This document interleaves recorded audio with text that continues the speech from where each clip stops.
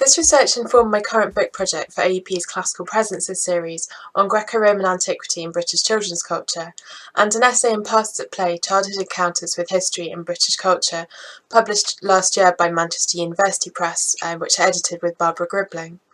I'm planning a future more extensive survey of how classics was exploited as cultural currency in periodicals, and would love to hear from anyone interested in related research. Even as the privileged status of classics in education began to be questioned towards the end of the 19th century, versions of Greco-Roman antiquity created for and by children proliferated. Some of children's most sustained encounters with the past were enabled by the Victorian press. As the developing print media was exploited for an ostensibly younger market, a wider range of publications appeared, aimed at providing edifying and entertaining reading matter. The burgeoning variety and relative affordability of periodicals enabled large readerships, encouraged interactivity through competitions, and fostered a sense of community, particularly through letters pages. While young characters reenacted ancient scenes, such as in this article on toys, in kind words for boys and girls, or attended fictional schools, as in this story from St. Nicholas in 1879, informative articles explained historical characters and archaeological discoveries, details which could be mined for answers to puzzles or recounted in prize essays. Such evidence demonstrates the challenges of reaching historical children's voices through their submissions when these were mediated by adult editors, or retold as adult reminiscences of school days, which often highlighted traumatic experiences at public schools and sometimes represented this as comic. It also emphasises specific ideologies, particularly patriotism, religious or moral behaviour, and gendered role models, promoted to child readers and by child contributors, camouflaged by the classical content. When such interactive journalism is placed alongside children's encounters with antiquity and other media, the reception of Greco-Roman antiquity in children's culture becomes a powerful measure of societal values. Today I'm going to focus on puzzles, such as this double acrostic, which often relied on extensive and detailed classical knowledge. My selection highlights the nexus they embody between accessibility, interaction and relevance, all issues negotiated in these publications, which aims to balance pedagogy and play. This is the story of elite knowledge working in different ways throughout society. As has been shown in relation to Shakespeare, fairy tales and scientific knowledge, periodicals were accessible to new, wider audiences. Classics occupies a particularly delicate position. Linguistic skill in Latin and Greek was an elite marker, yet mythological stories had long been common to chapbooks and street entertainments, as well as inclusive venues such as Astley's Amphitheatre. At the same time, fierce debate raged in the 1860s, the same time as the earliest of my examples, over the relevance of classical education, while the rise of the modern side prompted anxiety in my later examples, even as exhibitions of unearthed antiquities in London prompted wild excitement. Puzzles get to the heart of these issues. In enabling reader participation, they embody active consumption and especially the circulation and acquisition of classical knowledge. As Sasimovich explains in Puzzling the Reader, puzzle pages were the most popular and widely read section of periodicals. I'm going to focus around a rather self-conscious set of articles from Boy's Own in the 1880s and 1890s, contrasted with a representative selection of puzzles from other titles in the 60s and 70s. Together these represent the mid to upper end of the children's periodicals market in the last third of the 19th century. In analysing these versions of classical antiquity, marketed at both children and of course the adults whose money would usually purchase the periodicals, I'm going to focus on the following questions. Firstly, how did periodicals enact mass consumption of classics? Who played them? My examples range from penny weekly to 6 pennies monthly. They seem more ephemeral than expensive board games or toy theatre sets, but could be bound for posterity, and subscriptions could cement longer relationships. As we'll see, girls, boys and adults all participated. Boys' Own especially appealed to old boys. Secondly, how do they show classical knowledge working commercially? Successful periodicals had to ensure repeat custom, and in the case of children's periodicals, when parents were often the buyers and palatable instruction was their selling point, there's an especially dynamic process of educating readers and reflecting or playing with expected prior knowledge. So we'll consider what you needed to know or to research, to play and solve the puzzles. And finally, what sort of use or significance of the classical past do these puzzles reveal? And how especially did playing with them familiarise or other the past? Unsurprisingly, many puzzles revolved around educational staples such as the Trojan War myths or iconic moments of Greek and Roman history. However, there are many obscure names in the puzzles, often mined from contemporary reference books, which are really rather tricky. They also, as we'll see, often share comic anachronistic updating. So, consuming classics. It's telling that the Boys' Own series, Fun from the Classics, was inspired in 1882 by a story in an earlier issue about Latin classes. After some examples of comic mistranslations drawn from elite institutions such as Westminster School, just as telling is the author's suggestion that readers could have the chance of a laugh at their sisters with one of the dog Latin verses. If she fails to make the third line scan. These verse riddles, which he explains are known technically as macaronics, are basically bilingual puns, and I've translated the Latin bits into square brackets below. Here Oddfellow is expecting that most girls without Latin schooling would mistake miles, soldier, for the English miles, as in kilometres. This joke, while suggesting that some girls did come into contact with Boys' Own, marks the publication out firmly as a male space. Similarly, towards the end of the article, Oddfellow's admission that he sometimes receives a postcard inscribed in Greek characters, which effectively protects it from the eyes of the servants, at first sight suggests middle and upper class readers, even though the weekly penny price tag made it, as Ellis points out, more accessible financially to working class children. Perhaps this is an example of its mission to, as Gillian Avery describes, bring the ethos of the public schools to the elementary schools. Readership and requisite knowledge continued to concern Oddfellow. 3 months later he reported that, "My previous paper seems to have interested a good many boys, old and young." He proceeded to publish submitted examples of grammatical puzzles, dog Latin riddles, and palindromes, some without translations. Strikingly, right at the end, he recalls that many boys nowadays do not learn Latin, so for their consolation I append a couple of French puzzles. And he also includes instructions on how to use them, very helpfully. They should be read very quickly. He addressed this issue of language acquisition explicitly 4 months later, in March 1883, having received and published still more comments and contributions. As you can see, his surprise that boys seem to take more interest in Greek and Latin than I thought possible is emphasised by the decorated capital letter, ironically showing a rather unclassical boy in medieval-style armour. What proves that classics at school is not defunct yet is his conviction that no one can find any pleasure in deciphering a macaronic, that's the bilingual puns, or construing a puzzle, who hasn't made some acquaintance with ancient authors. And his postbag proves that his readers still do have the requisite linguistic skills. Cementing the ongoing relationship with schooling, he proceeds to print more submissions, including some incorrect exam translations. Despite a further submission, it's interesting that Boys' Own then took a break. About 6 years later, in October 1888, an article by Philip Kent, B.A., entitled "Some Queer Translations" took up the mantle. He also emphasised comic mistaken translations as a universal schoolboy experience, but was rather more inclusive. He carefully explained their principal source as the identity or close similarity between a foreign word and an English one, worked out his examples, and included French examples, but without singling out readers who might only understand those.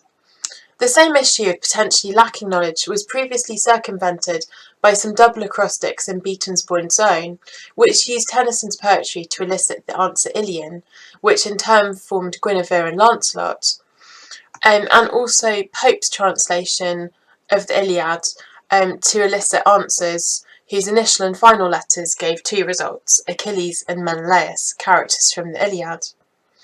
Here, knowledge of English literature and translations worked hand in hand with the classical.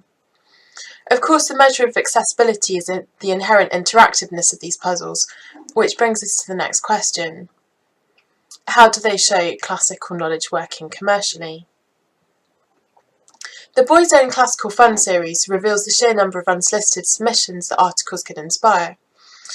such as this macaronic dinner invitation sent by an old boy from New York's medical club. And I've translated it for you. Like the joke to confuse sisters, this relied on homophones. The joke is just in using Latin rather than any Latin meaning. And this is sent by an old boy, somebody who's still receiving the magazine as an adult, presumably having enjoyed it as a child, we assume.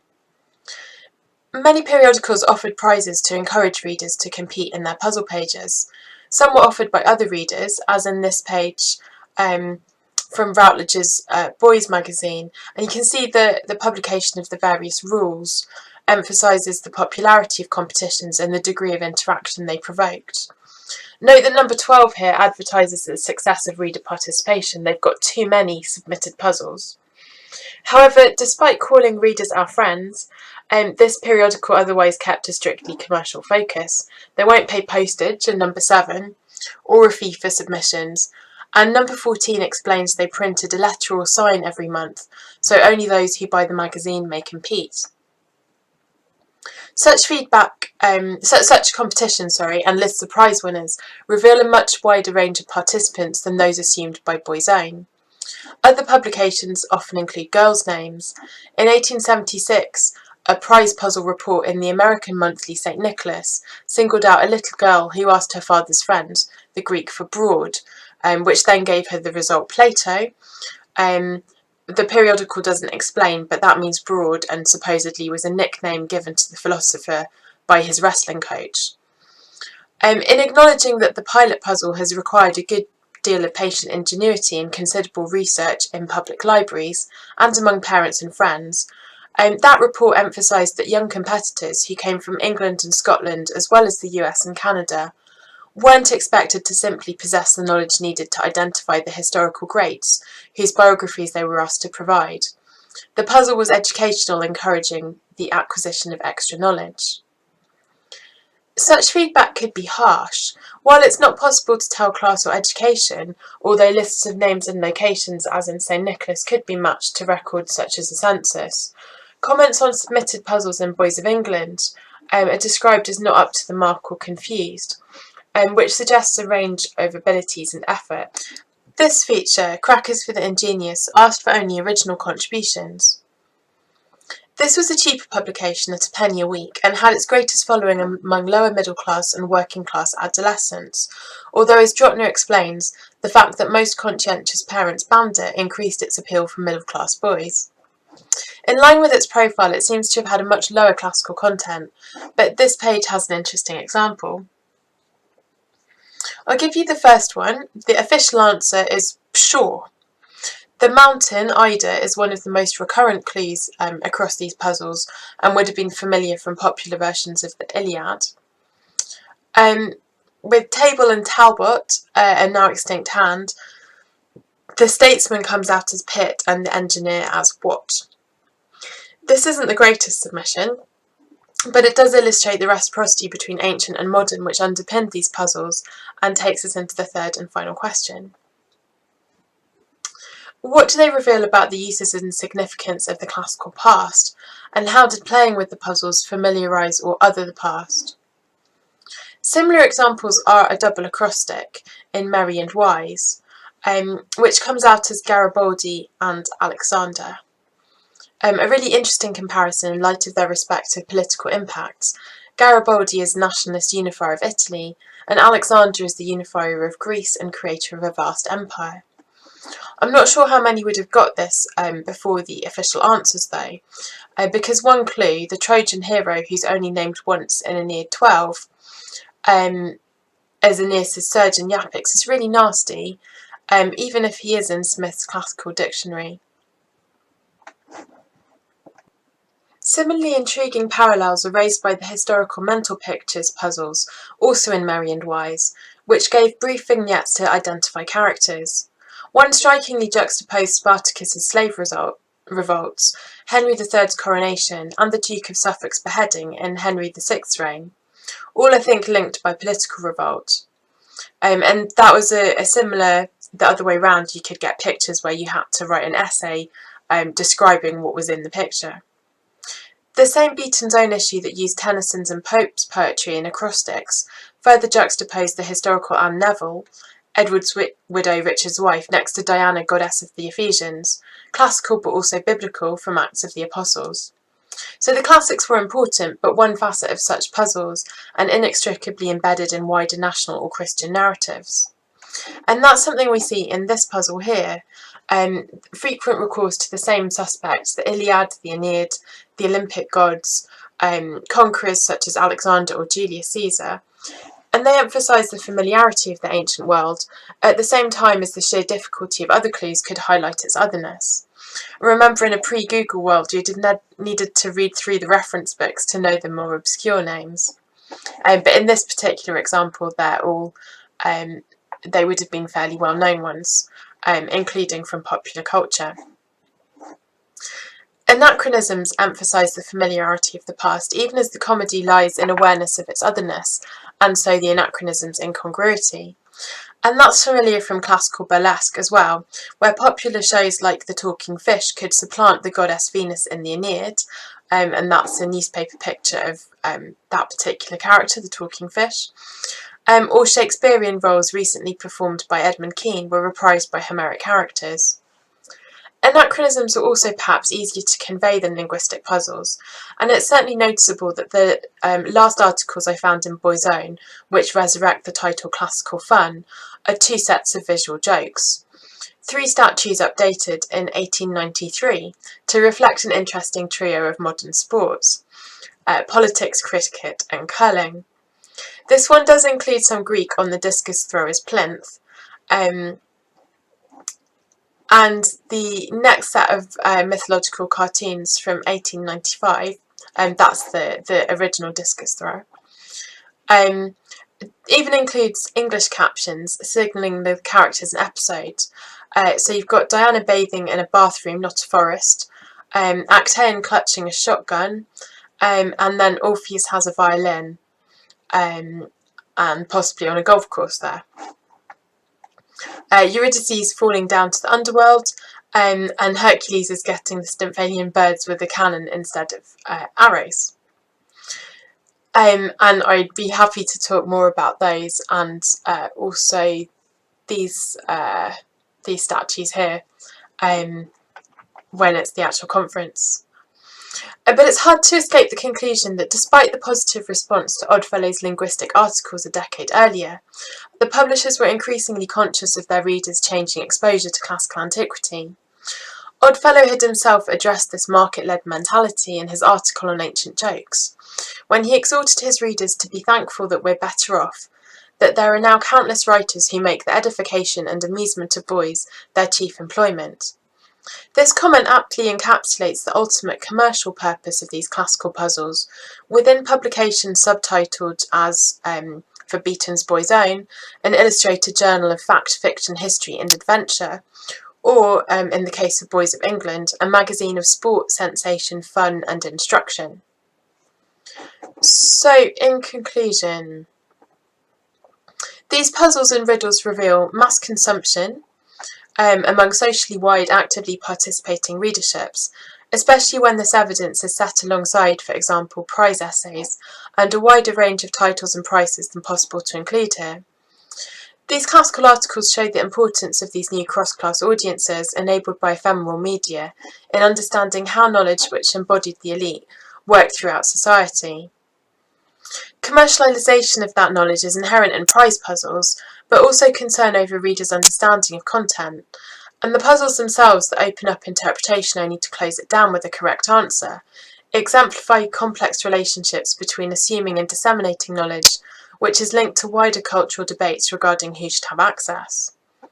So not only do they enable us to track what aspects of classics were expected to be known, but the juxtapositions show that classics as cultural glue was deeply entangled with and even underpinned other forms of knowledge. This sort of playfulness engaged with different pasts, but often privileged antiquity, which as a quintessential school subject highlights how children's commercial encounters with classics balanced education and leisure. So at the moment, in my book project, I'm thinking of classics in children's culture in the long 19th century as an ideal test case for epistemological questions of what counts as knowledge, the overlap between child and adult consumers, also autodidacts, and does it matter how the knowledge is gained, if the process is deliberate or accidental, if it's serious or subversive, and tracking through media such as board games, magic lanterns and toy theatres, as well as more obviously pedagogical material and magazines such as these. So the Boys' Own series on classical fun, and there's an ornamental letter up on the top left-hand corner from that series, started from difficult school translations, as mediated through a fictional account in a periodical, so making that public school experience either more enjoyable or more accessible, or both. Recalling a fictional pupil from an earlier issue story who claimed that a noun was in the ablative case, to make it more difficult for us, Oddfellow took up the challenge to transform such intense dislike of classics, and particularly Latin grammar, into a fun shared experience of initiation into manliness. This was made all the more accessible by the fact that he acknowledged and even celebrated failures as comedy.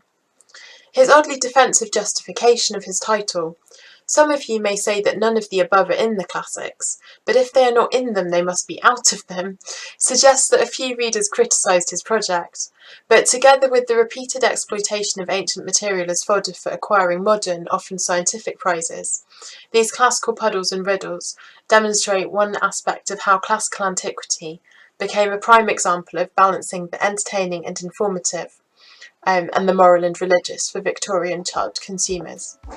Thank you.